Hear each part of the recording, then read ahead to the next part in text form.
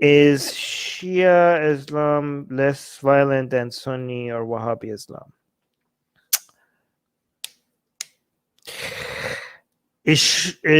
Technically, you would think it would be, but in practice, it doesn't seem like it. Because in theory, Shia Islam is supposed to stay away from politics until the Imam Mahdi comes back, right? So the last Imam. So the end of times when Mahdi comes back, which is basically the messianic figure in Shia Islam. Until then, which he will come and rule and make rule by Islam. Until then, you shouldn't be ruling by Islam, right? Apparently. However, in practice, you could see that throughout history of Islam, Shias have found a lot of ways to come up with excuses to do everything. I mean, the whole word assassin comes from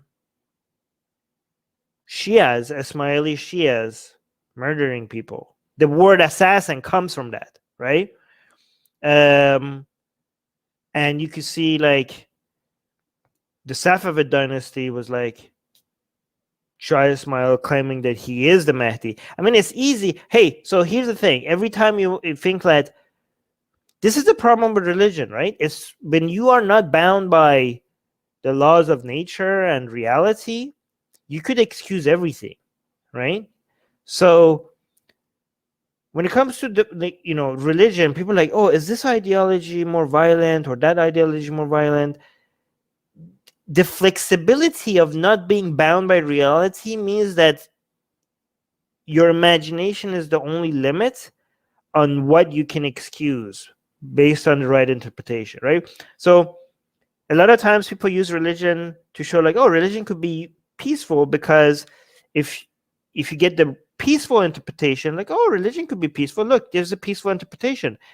Yeah, but now you just played yourself, because if you are letting people's imagination use scripture to come up with peaceful interpretations, because you're not bound by reality and logic and actually coming up with objective ways that makes society a better place, you're giving authority to a technique that you could use to excuse anything you want and even make the worst crimes in the world seem morally justifiable, right? So, and the whole idea of, you see that in Shia Islam, because, for example,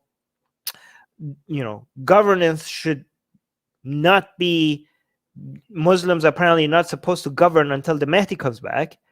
But you can see Shia Islam is such an obvious demonstration of that, of throughout history, how many ways this was interpreted in a way that excused not just governing over Muslims, while even though your ideology says you shouldn't be, because maybe you're the Mahdi. Or we see that in Iran with after the Islamic Revolution. At first, there was some playing with like, is Khomeini the Mahdi? But no, then they came up with the concept of Velayat Faqih to say, like, you know what? Yes, when Mahdi comes back, everything's going to be under Islam, but we need this guardian of jurists to hold Mahdi's domain and land for him, govern it for him, so when he comes, everything is ready for him.